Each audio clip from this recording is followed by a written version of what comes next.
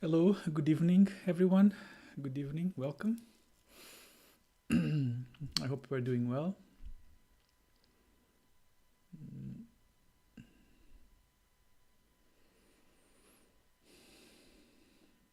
Right, so welcome, good evening to today's continuation on the teaching on the praises of the Dharmadhatu. So, welcome everybody.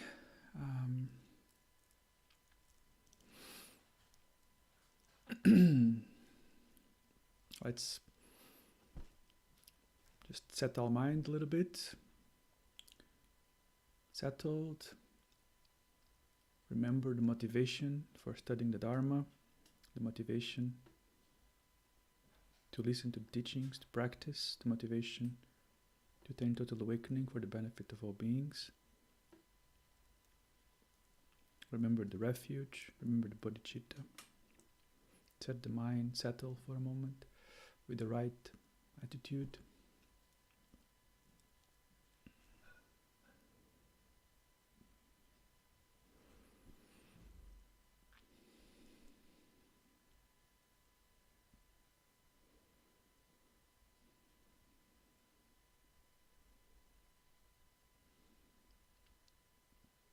So, last time we reached stanza 15, and with stanza 15, that's the end of the first part of the text that establishes how the element abides during the time of being a sentient being, right?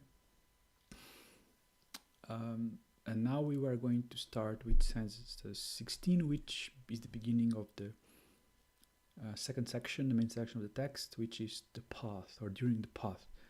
So how is the element to be understood in relation to the path?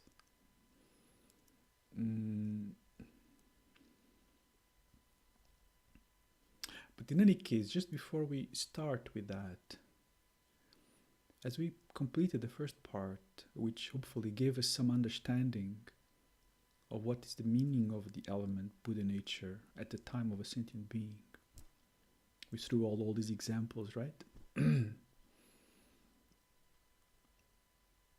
That should also illustrate both the meaning and significance of the refuge and the bodhicitta, right? Because if we understand the meaning of the element at the time of the sentient being, then we understand that from our own perspective, what is the real nature of being, right? And also from the perspective of reality and others, also is the same for them. So from the perspective of refuge, when we say take refuge in the Buddha, for example, that's really so important. Especially if we understand Buddha in this vaster sense, right? If we understand Buddha in terms of this pure, luminous, empty nature, the real nature of the mind. In this context, the real nature of the mind is true, but it's not just the real nature of the mind, it's just the real nature, you know?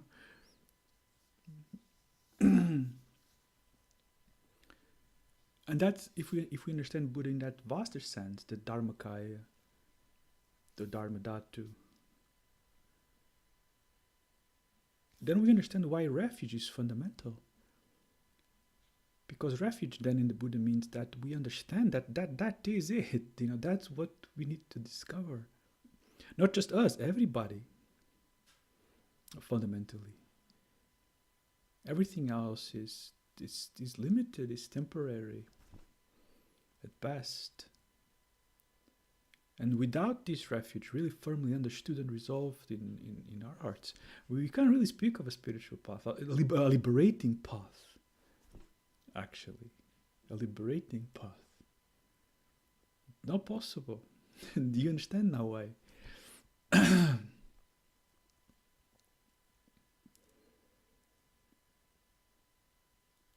So, And now we're going to understand how that element is sort of understood, how that element is to be understood through the path or during the stages of the path or in relation to the path. Actually, there's three parts to this now.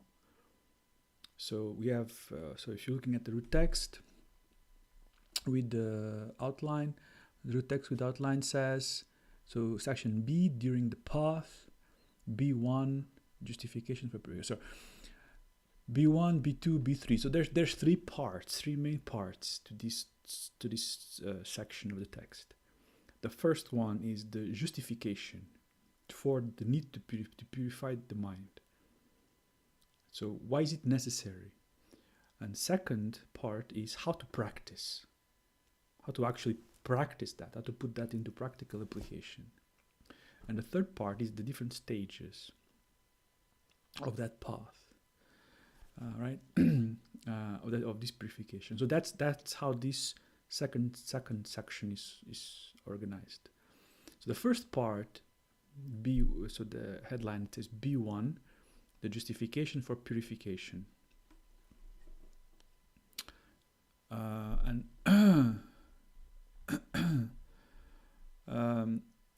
And so that part there covers two stanzas, 16 and 17.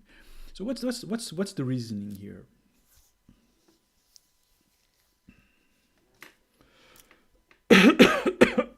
Excuse me. What's the reasoning here? So if the Dharmadhatu is inherently pure and perfected and spontaneously present, as we saw before, right? So if the Dharmadhatu is inherently pure and perfected, then how come do we speak of purification or a path? So we've briefly talked about this before, but now this is going to be much more sort of detailed, right? So okay, so you say that the Dharmadhatu is already pure, is already present with all its qualities. So why are you speaking of purification or even a path? So from a conventional perspective, we can say that the Dharmadhatu with stains.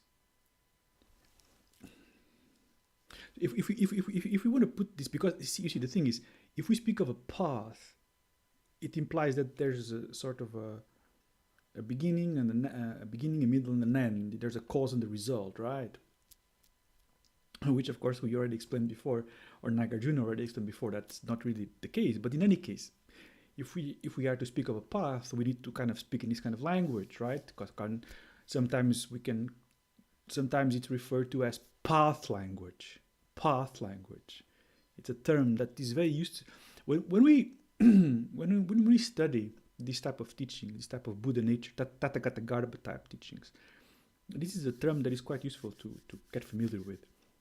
These distinctions, path teachings, which means it's like the teachings from the perspective of this apparent path. Okay, so in that way, from a conventional sense, we can say that, or from the path language type, we can say that the Dharmadhatu with its stains, so while the Dharmadhatu has stains, we call that the cause, or the causal, element. The removing of the stains, we call that the path. And then the Dharmadhatu without the stains, we call that the result. So in this way, you can easily understand how these teachings sort of are presented, and that there's no contradiction. It would be the same thing as saying that going back to the example,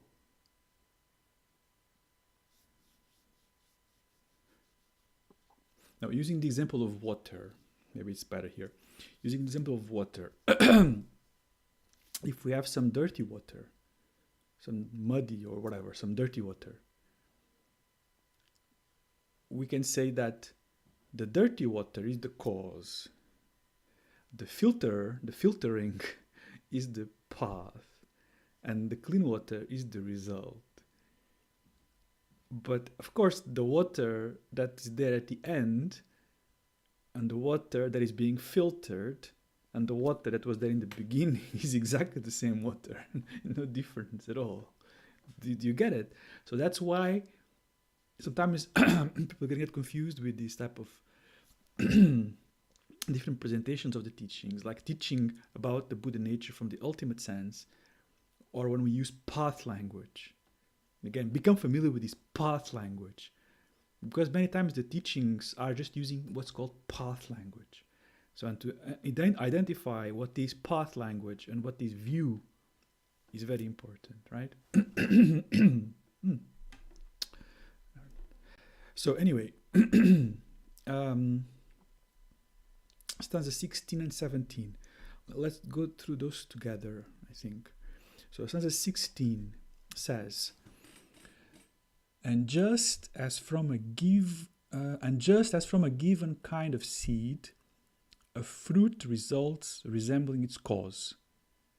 Who with common sense would seek to prove a fruit exists without its specific seed as a cause? So the classical example of the seed and the result is common sense, right? So a fruit comes from a type of seed. We cannot prove otherwise. Nobody with common sense would say otherwise. 17. The basic element which serves as seed is seen as the support of all great qualities. Through gradual refinement here, I'm not sure.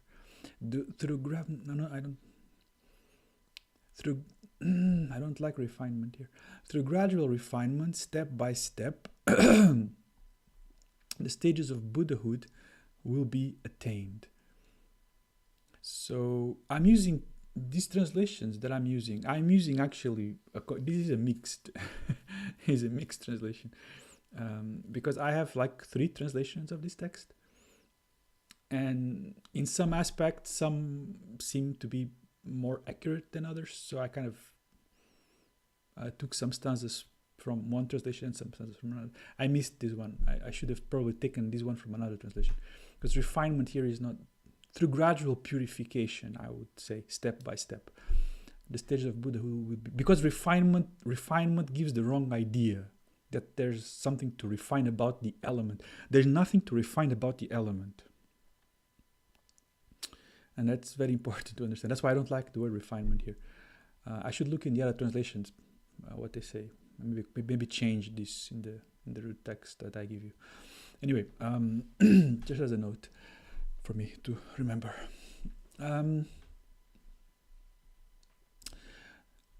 Right, so the basic element which serves as seed is seen as the support of all great qualities. Through gradual purification, step by step, the stages of Buddhahood will be attained, right? So, so now we have this explanation in more detail, what I just briefly said before. So, stanza 16 starts by establishing that all that appears has a cause of a similar nature, right? So, from a conventional perspective, we cannot deny this, right? So now you can go back and remember a lot of what we studied in the Sort of Wisdom, right? That now comes, that you can kind of apply here. So we established that very clearly already, right? When we studied the Sort of Wisdom, that from a conventional perspective, we cannot reject this. Everything that appears as a cause of the same nature. So when we speak of Buddhahood that appears to manifest as the result of the path, then from this conventional perspective, then what is the cause? On the other hand, what is the cause of samsara then? Because if we speak of Buddhahood, nirvana, we also must speak of samsara. If one has a cause, the other one also has a cause, conventionally speaking. But it's still important to understand, Because in a more refined way to understand this explanation, it will actually, if we take this explanation to a much more refined understanding, it will eventually lead to this unity, to this union of the two truths, the union of the conventional and the ultimate, obviously, right? But in any case, so still from this conventional perspective, the cause for samsara, as we already started to explain in the beginning of the text, the cause for samsara, we would say, is the alaya vijnana, right? The alaya vijnana, which is like a river, that stream of karmic latent seeds that becomes activated, or the seeds become activated. So from that come all the other 7 consciousnesses. And in essence, this is how interdependent arising also manifests. So the 12 links of interdependent arising. So in that sense, we can say that the alaya vijnana is the cause of samsara, as we saw before. But then in stanza 17, it says that, so in stanza 17, it says the basic element which serves as seed, right? So in stanza 17, it says that it is the basic element, Buddha nature, then is considered to be the seed. And not just the seed, but the support of all the enlightened qualities, of all the Buddha qualities, which we spoke before already. All those qualities, or inherent qualities of the Buddha nature. So when we speak of Buddhahood, the Dharmakaya, with all these natural qualities, it is saying, what it's basically saying here is that the Buddha Kayas, these Kayas themselves, are the cause for Buddhahood. You understand?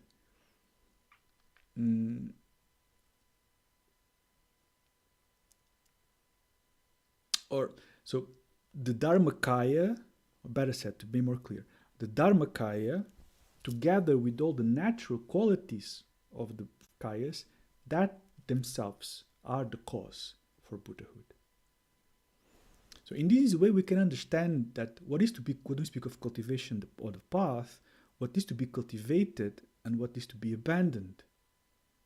I can come back to the classical example of the water.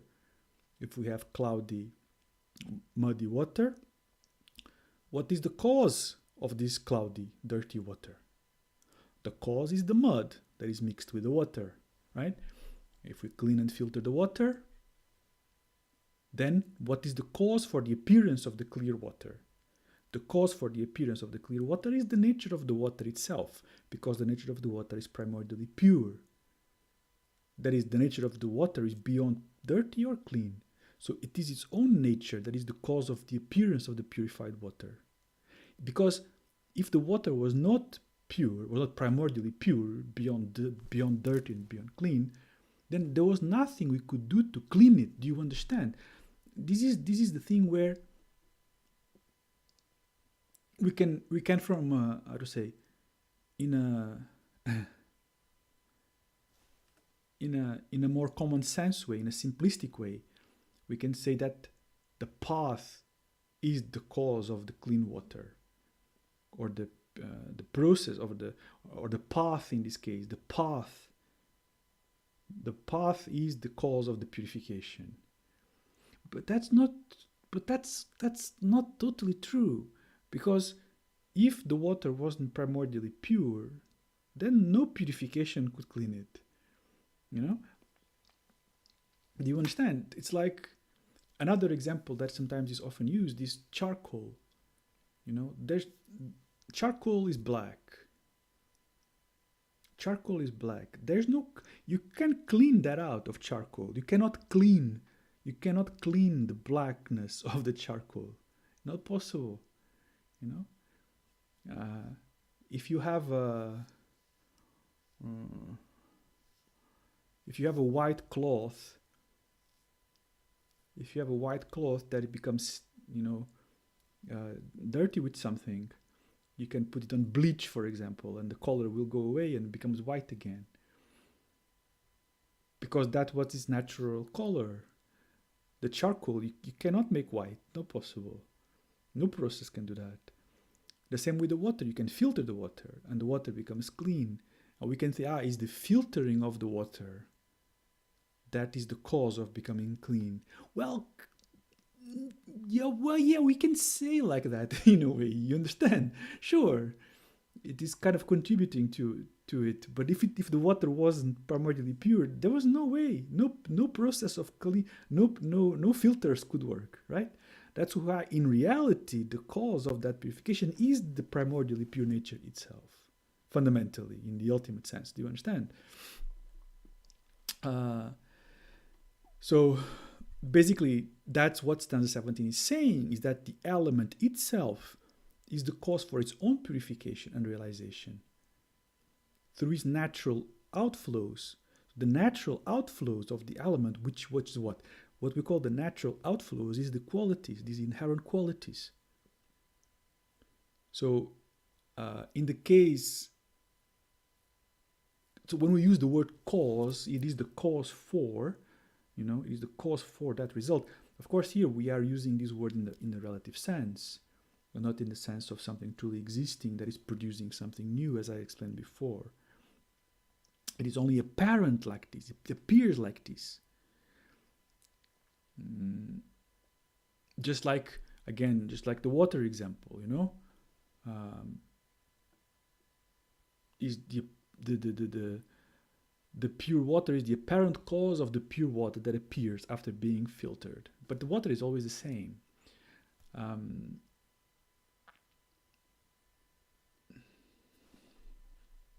Someone could ask then,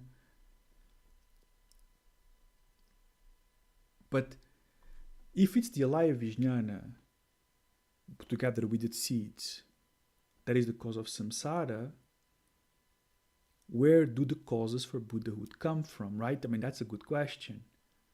Because we say, okay, so the causes of samsara is the alaya vijnana and its seeds. So we have to purify that. Fine. So, but now we're speaking of Buddhahood also in this kind of cause and result type of thing. So what are the causes then for this purification? What are the causes for this purification of the alaya vijnana? What are the causes for Buddhahood? This is a very complicated question, actually. So we'll just I'll give kind of a brief explanation, just overall. Because why is this complicated? Because if we say that the causes are in the alaya vijnana, if we say that the causes for Buddhahood are themselves in the alaya vijnana, then they are samsaric things, samsaric seeds, and they cannot, because the alaya vijnana is only producing samsara. So in that case, that cannot be seeds for Buddhahood. But this is not the case, as I just explained before. In the sutras, it says that awakening is possible due to the generation and development of the roots of virtue. We speak a lot about this, right? The roots of virtue, the roots of virtue, the roots of virtue. Right? So it is the establishment and the cultivation of the roots of virtue that come from listening to the Dharma. So is this a samsaric thing then? No, it is not a samsaric thing, because the natural qualities that are being connected to are the natural display of the Dharmakaya itself. So even though we are listening and reflecting at the level of consciousness as samsaric beings, so that it's samsaric mind, however, these latent seeds of awakening that we are speaking about are not samsaric, because they are the natural outflows of the Dharmakaya. And that is why they can function to eliminate the alaya vijnana. How can I explain it another way? So even if the person still has a samsaric mind, the arising or the generation of authentic compassion or authentic generosity in the mind that is a natural outflow that is coming from the Dharmakaya, or at least at some level it is connected. Because compassion, this is an example that I used to use sometimes, because compassion, genuine compassion, I don't mean this kind of, I I really have a problem with the word compassion these days.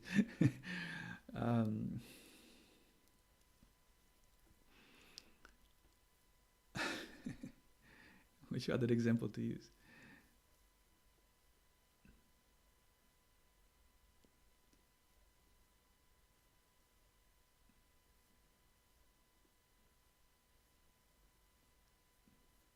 Authentic generosity, for example, or patience. Really kind of a letting go of aggression, of self-grasping, for example, or something like this. Compassion also works, but I'm worried. Compassion is so misunderstood these days. There's so much angry compassion out there. I don't want to use that word. But there are a lot of these qualities that we are or that we're speaking about in the path. If you look at the natural qualities of Buddha nature, they're there. So when we speak, for example, of this generosity or this, no, I'm not going to use generosity, like non-grasping, for example, non-grasping, like non-grasping. That's already intrinsic in the Dharmakaya as genuine, authentic compassion, not weird compassion, the authentic compassion. That is intrinsic to the Dharmakaya already. That's why when we speak of these qualities, we speak like we are developing something, but we're not. We're just touching something that is already intrinsic nature of the element, or at least connected. It is intrinsic to it. It is the outflow.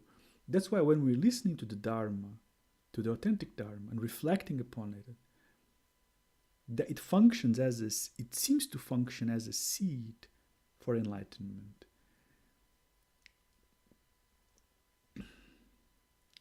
You can think a little bit. This is maybe it's a bad example, but this, just take it with a lot of salt.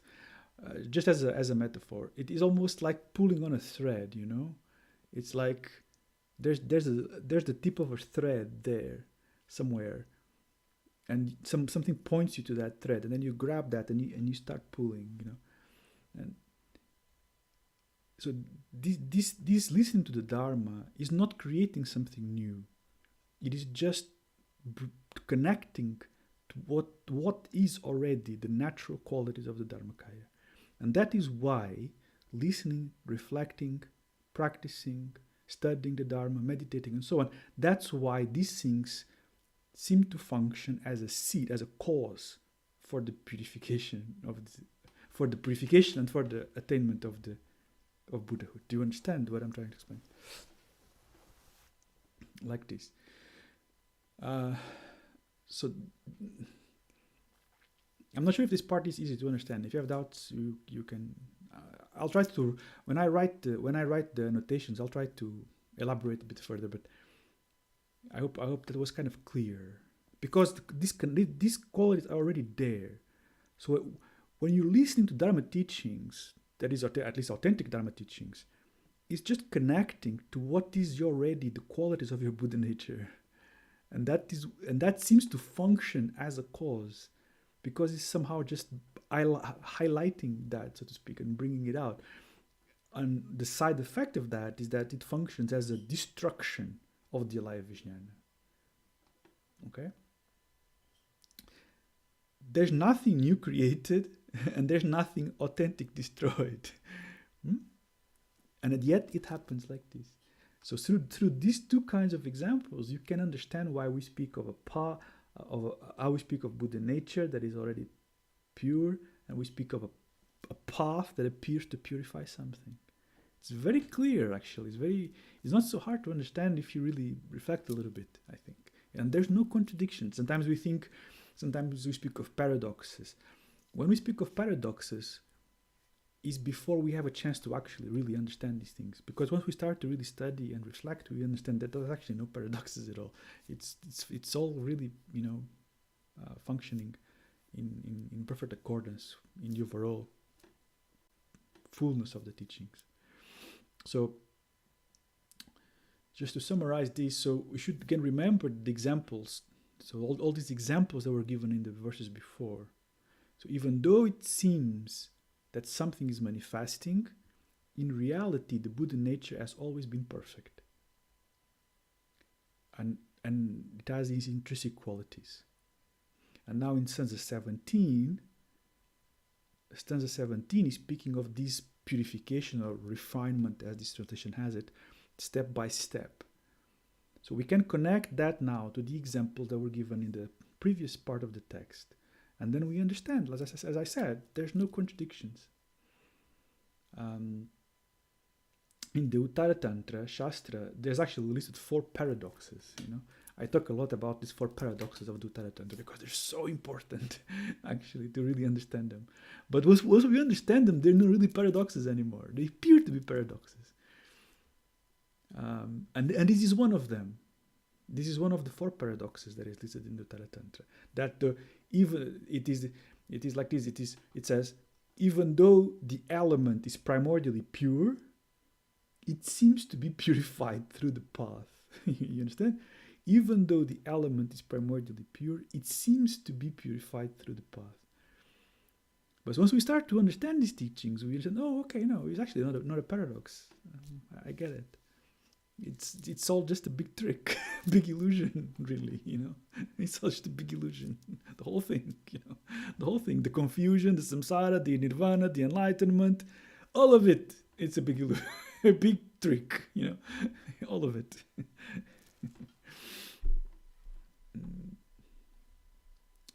Okay. I think that's enough for these verses. So that was the justification for the purification, right? So stanza 16, 17. So why we speak of purification then, right? So that explains that.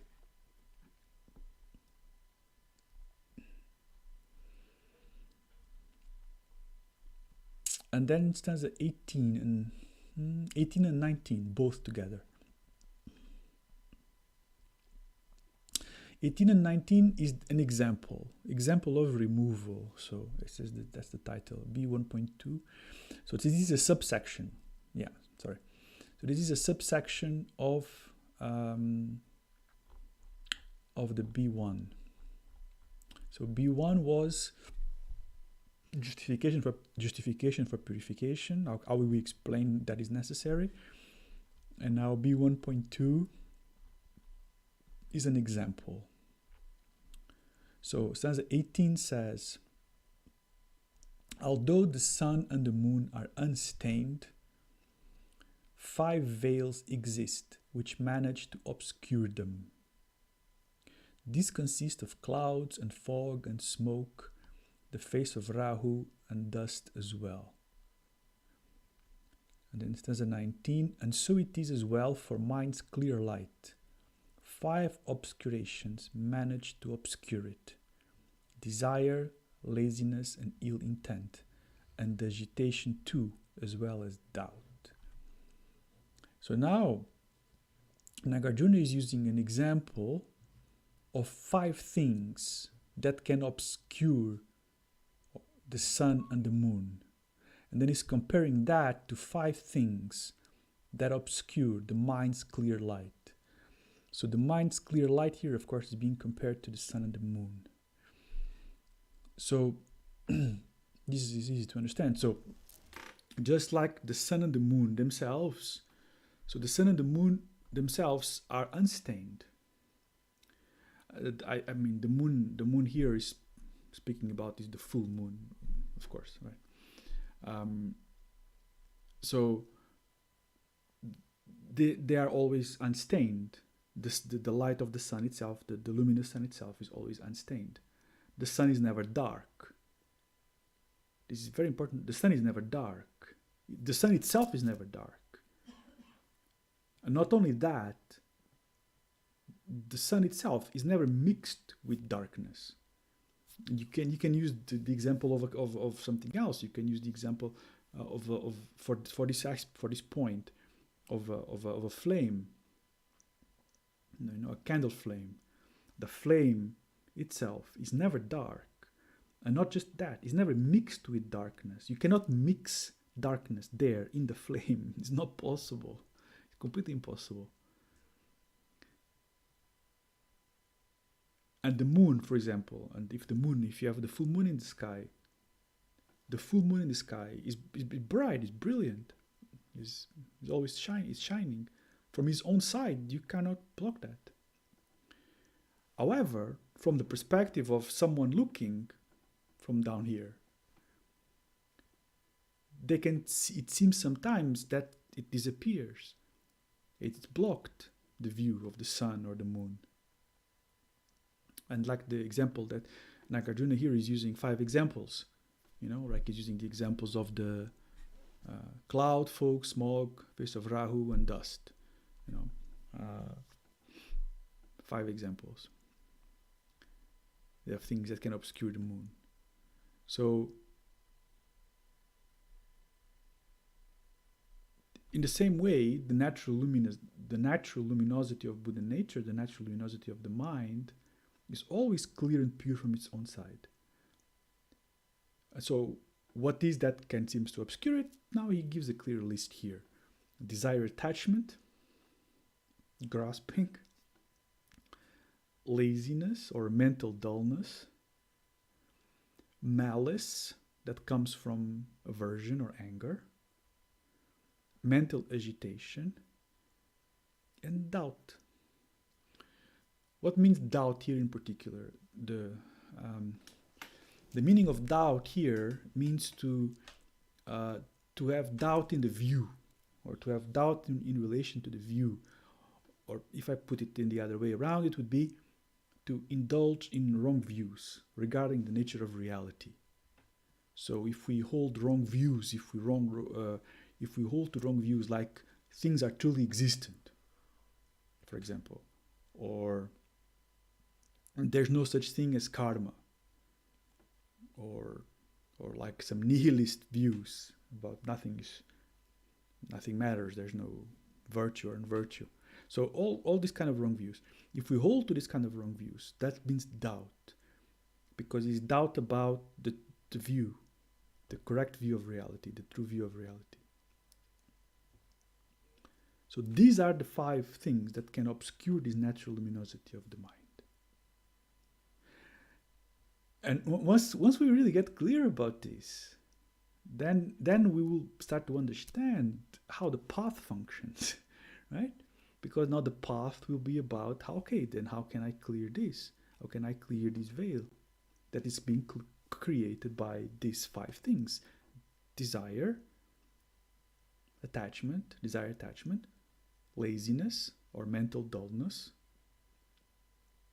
lethargy, malice or ill intent, which is connected with aversion, anger, agitation, mental agitation, and doubt or indulging in wrong views. So the whole path, once you understand these, you start to see that the whole, whatever path, whatever approach to the path, it's always sort of working in some way with these 5 somehow to clear this.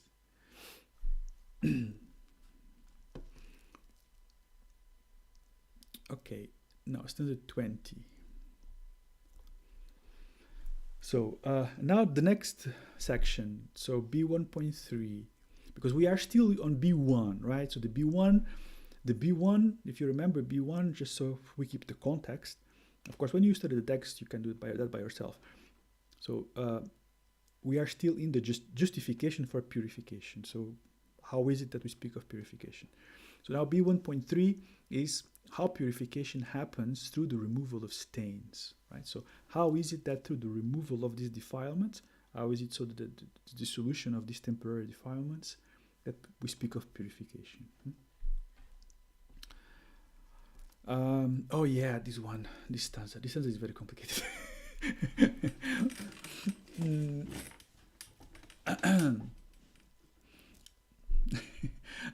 This stanza is exactly an example when you try to study really old texts, because this is like second, third century, right? It's really old. When you try to study really old texts, sometimes you get into some kind of challenges. This stanza is a good example of that. And just as fire can clean a soil, I'm just reading because it took me a while. And just as fire can clean a soiled cloth, miscolored with various marks and stains, and just as when submerged within the fire, the marks are burned away, but not the cloth. Then stanza 21. In just this way, the mind, which is radiant clarity, is soiled by desire and the other stains, but the primordial awareness burns up these afflictions, without, however, burning away the radiant clarity. Okay. So the second part will be easy to explain more or less once we get our heads around the example. The example is quite tricky.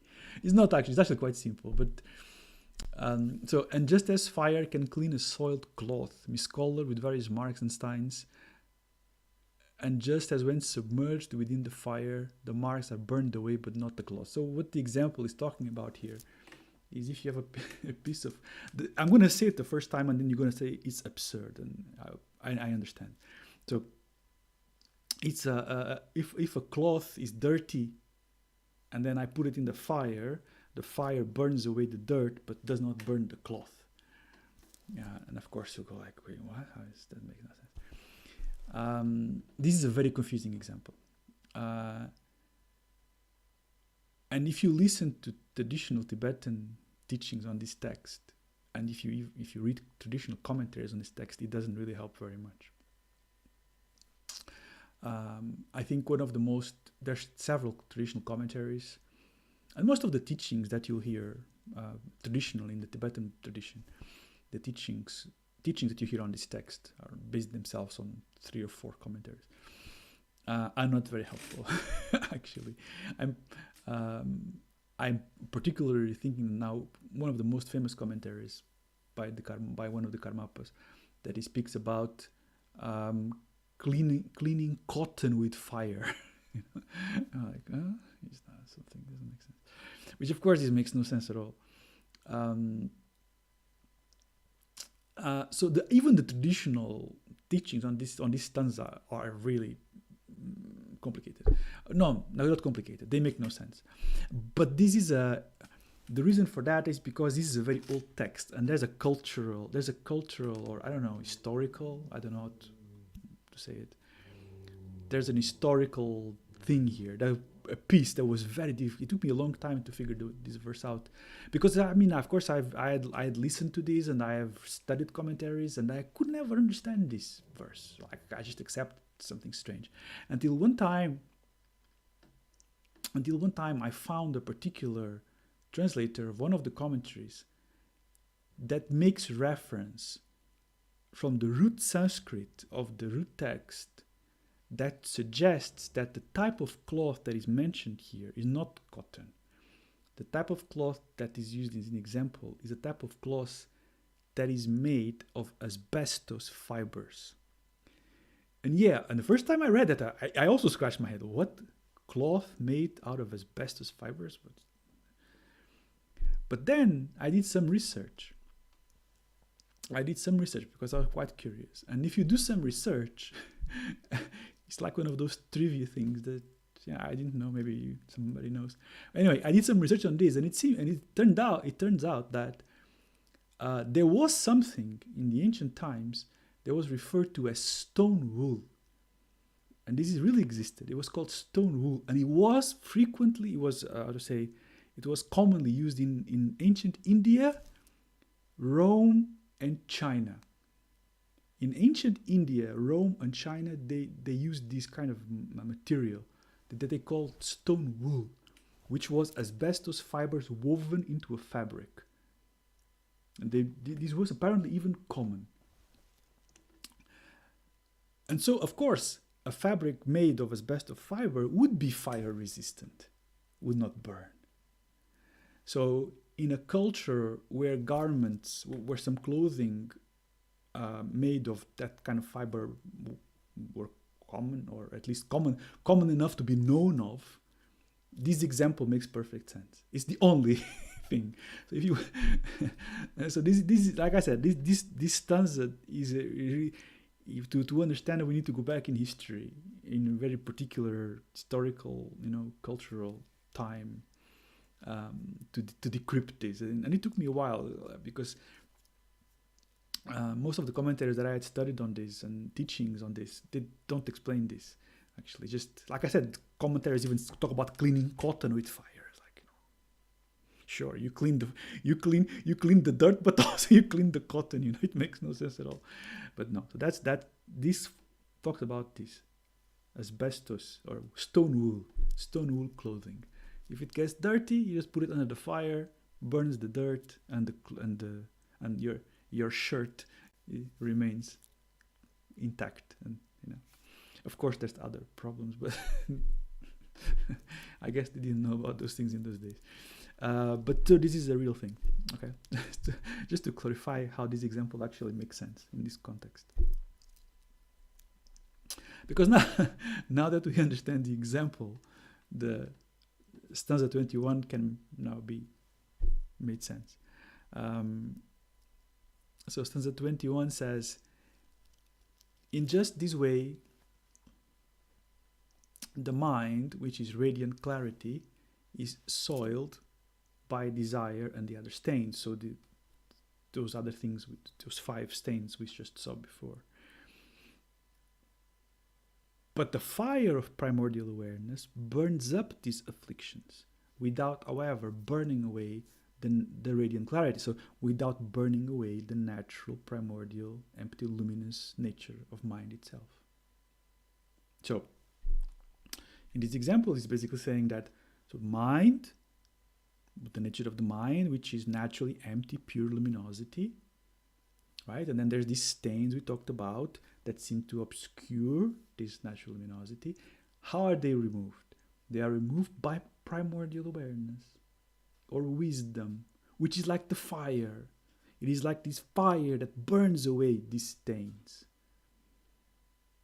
It burns away the stains, but it cannot burn the natural luminous nature of the mind.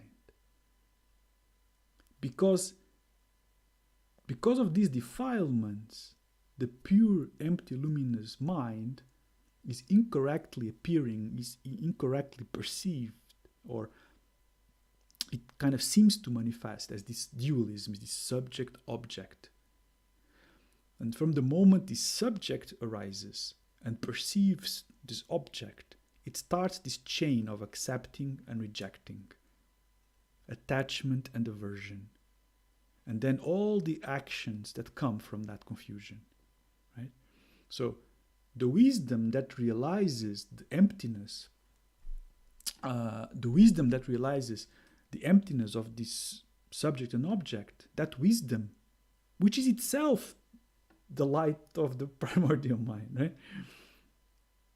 That is like the wisdom fire that burns away all the defilements until only that fire itself remains. So in this way, even that which was part of the path, so that path wisdom, that too subsides. Because path wisdom, when we speak of path wisdom, as that which burns away the defilements, can only be said to exist in relation to the defilements. Once the defilements are burned away, once these obscurations are burned away and gone, there's no path wisdom either. What am I trying to say here now? I'm trying to say that when we speak of this primordial wisdom, we speak of it from 2 aspects. There's the natural wisdom, which is the inherent wisdom of the luminous mind of Buddha nature, right? So the natural wisdom of Buddha nature itself. But at the time of the path, that's not completely visible yet. So at the time we speak of path wisdom, which is that which you apply during the path.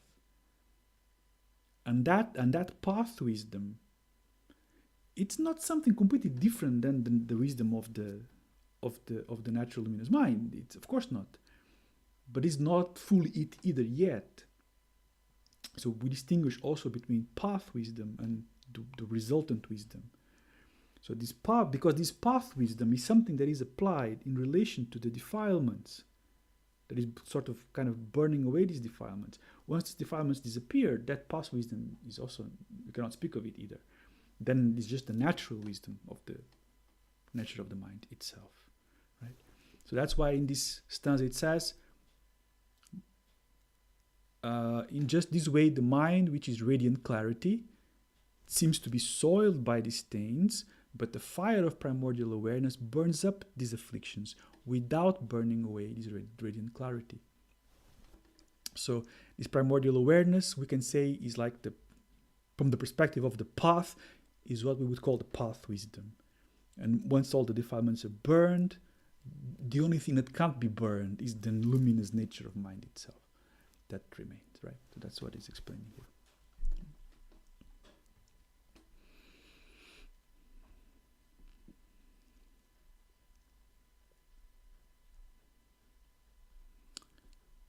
Then B1.4.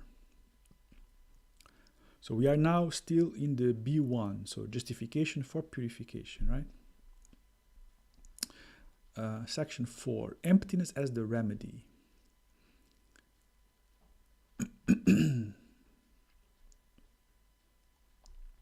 So now we looked at how purification happened through the removal of the stains, what that means, so this primordial fire, primordial awareness, that burns away these defilements. And then we're going to look as emptiness as the remedy, as emptiness being the remedy, or emptiness as a remedy. So Stanza 22 says, in the sutras of the teacher, so the teacher here means the Buddha, in the sutras of the teacher, in whatever ways the victor described emptiness, all of these ways can rectify afflictions. None can diminish the potential. Oh, this stanza is so important. Once I explain it to you, it's very easy to understand, but it's so important. This is one of the stanzas that we should sort of remember, actually, and know. In the sutras of the teacher, in whatever ways the victor described emptiness, all of these ways can rectify afflictions or can purify afflictions, but none of them can diminish the potential. So what does this mean? This means that all the teachings of the Buddha, all the teachings we find on the sutras, all the teachings about emptiness, such as form is emptiness, and all these explanations and teachings on emptiness and prajnaparamita and so on, are given as a remedy in order to break the deluded view that sentient beings have, grasping at true existence. In this way, the teachings on emptiness function as a remedy, as an antidote to this grasping at true existence. But the meaning here goes further than that, of course, because it says that none can diminish the potential. So that means that the meaning here is that these same teachings on emptiness do not diminish the pure, luminous Buddha mind, the element. That is to say, the primordially pure, luminous heart, which is beyond the four extremes of it. That is, it's not an entity. It's not an entity. It's not a thing, but it's not existing either. So all ideas such as Buddha mind exists, is something that exists, or Buddha mind is nothing, is not existing, is just absence, or is non-empty. Whatever ideas, whatever projections we may make about Buddha mind, this is incorrect. Are just conceptions, are just concepts in the deluded minds of sentient beings. So an important point of this stanza is that we should not think that the teachings on emptiness should lead us to some kind of nihilistic position where there's no primordial wisdom, no luminous mind. If we take this understanding on the teachings on emptiness, or Madhyamika, for example, that is just negation, right? I mean, if you study, I mean, even some of the Prajnaparamita sutras, like even in the Heart Sutra, right? No eyes, no ear, no nose, no tongue, no body, no mind. You know. If we and of course if we study Nagarjuna's Madhyamika's reasoning, which is just destroying everything, proving everything as being empty. If we think that the point of that is to take us to some kind of nihilistic position of there's nothing, it's a very big mistake. Very big mistake. The mind is empty of all defilements, but it is not empty of its own natural and luminous natural qualities. This is a very important point. The mind is empty of all defilements. The mind is empty of other. Mind is empty of other. Yeah? The mind is empty of everything that is not its own natural luminous nature and qualities.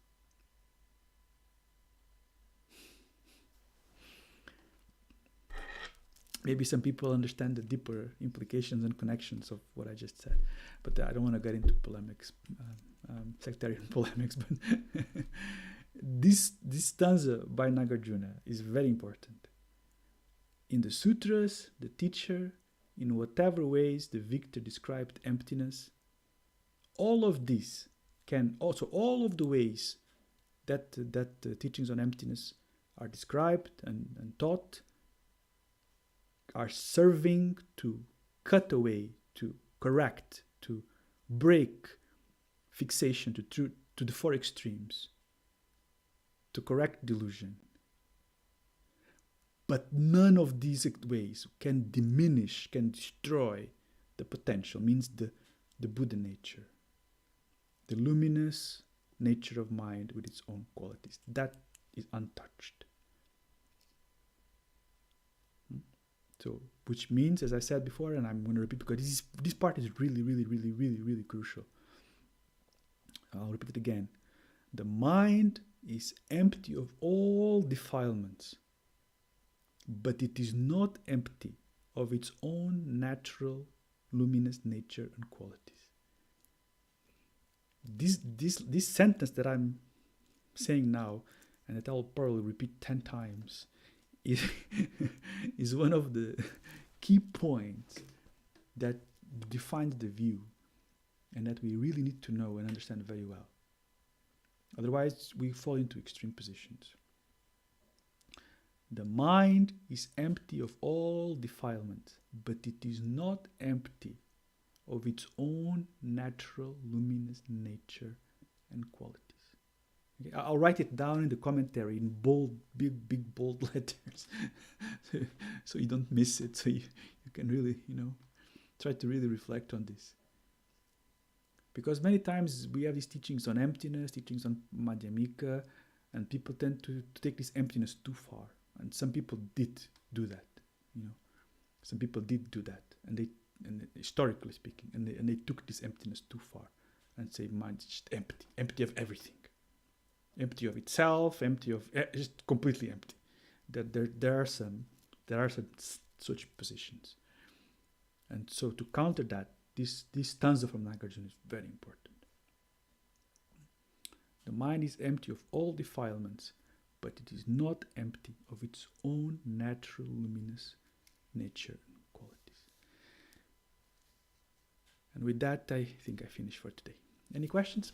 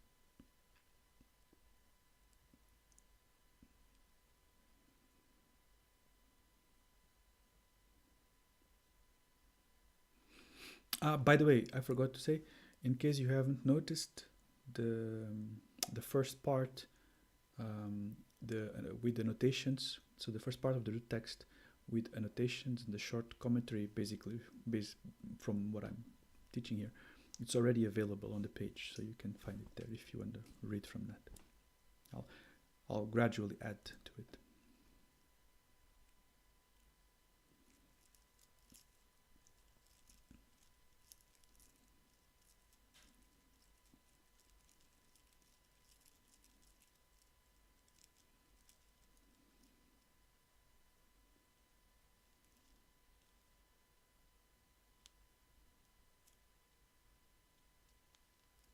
No questions?